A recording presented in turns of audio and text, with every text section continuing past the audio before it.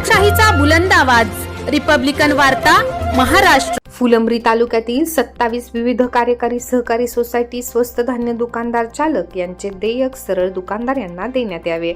याबाबत सविस्तर वृत्त असे आहे की 27 विविध कार्यकारी सहकारी सोसायटी स्वस्त धान्य दुकान चालक नियमाप्रमाणे शासनाने पाठवलेले धान्य रेशन कार्ड धारक यांना नियमित वाटप करीत आहेत। त्या वाटपापोटी मिळणारी रक्कम ही अगोदर दुकान चालक यांच्या नावाने येत होती, परंतु मागील 3 महिन्यांचे देयक हे सोसायटी सचिव आणि चेअरमन यांच्या खात्यात जमा करण्यात आलेले आहे।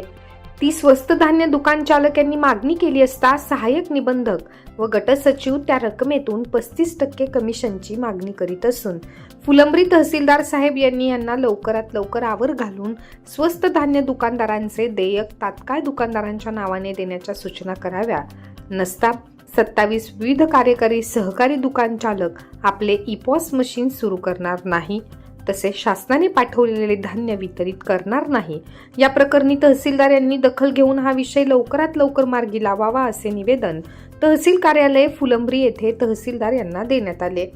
निवेदनाची माहिती अन्न व नागरी पुरवठा मंत्री महाराष्ट्र राज्य, सहाय्यक निबंधक कार्यालय फुलंब्री, जिल्हा पुरवठा अधिकारी कार्यालय छत्रपती संभाजीनगर यांना देण्यात आले। निवेदनावर बाबूराव बाजीराव, शिवाजी जयवंतराव, दादाराव मेटे, कैलास वाडेकर, नामदेव जिवरक, अनंता सोनवणे, योगेश जोगदंडे, संतोष अण्णा, निसार पटेल, सूर्यभान इधाटे, विठ्ठल कोलते, विष्णू साबळे, सुनील ठोंबरे, अण्णा रायभान, नामदेव काळे, नवनाथ साळुंखे, तेजराव इधाटे, फुलसिंग नागलोद, शेख कमर, दीपक वाघ आदींनी सह्या केलेल्या आहेत। रिपब्लिकन वार्ता, महाराष्ट्र वृत्तवाहिनी फुलंब्री, औरंगाबाद। प्रतिनिधी अकबर शहा।